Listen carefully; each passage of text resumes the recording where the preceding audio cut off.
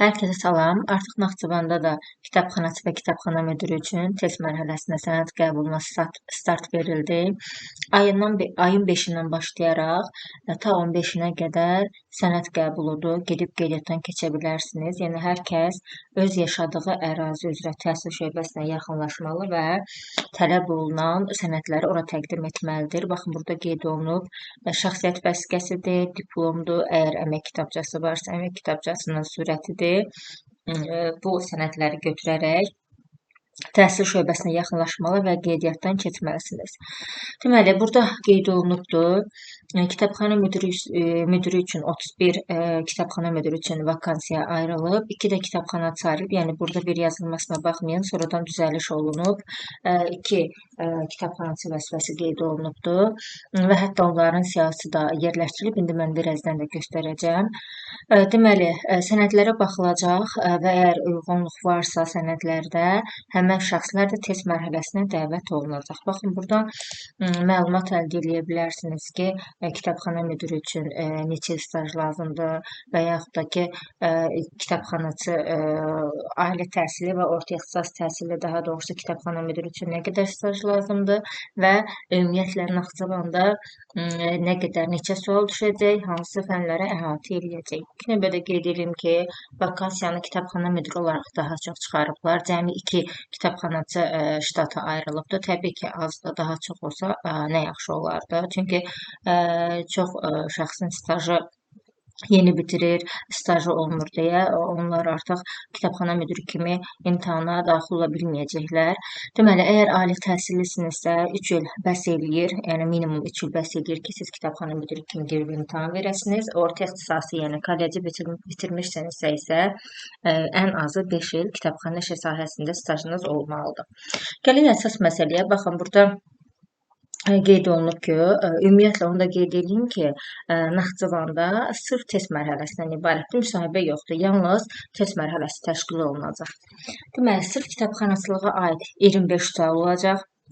İnformasiyaya aid 5 sual olacaq. Dünya görüşə aid 5 sual olacaq. Məntiqi təfəkkürü yoxlayan testlər də 5 olacaq. Yəni 5-5 olmaqla cəmi 15 sual olacaq. Amma səhv eləmirəmsə, keçən il məntiqdən ayrı 10 sual idi. Yəni bir sözlə əsas ixtisasa daha çox sual ayrılıbdır. Cəmi 25 sual ixtisasdandır. Dünya görüş 5-dir, məntiq 5-dir və informatika 5 sual olmaqla testlər təqdim olunacaq. Ümumi 40 testdir.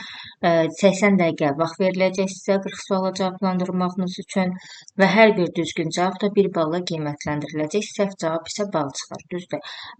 Digər rayonları da Bakının özündə səhv cavab düzgün cavabı aparmır. Yəni balı aparmır, amma Naxçıvanda 0.25 bal aparacaq. Ona görə çalışın, əmin olduqlarınızı cavablandırın ki, düzgün ballarınızdan da bal çıxılmasın səhv cavablandırsanız.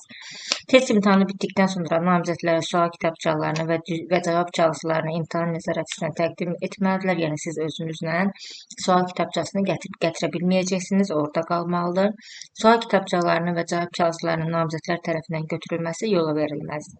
Kitabxana müdiri və kitabxanaçı vəzifələri üzrə test suallarının 50% və daha çoxunu düzgüncə, yəni bir sözlə 40 sualın yarısını cavablamışsınızsa, yəni 20 balınız varsa, çünki hər sual 1 balla qiymətləndirilir. 20 bal yığmışsınızsa, artıq siz test mərhələsini keçmiş hesab olacaqsınız. Minimum keçid balı gözlənilməklə test mərhələsində ən yüksək nəticəni göstərmiş namizəd müvafiq vəzifəyə təyin olunacaq.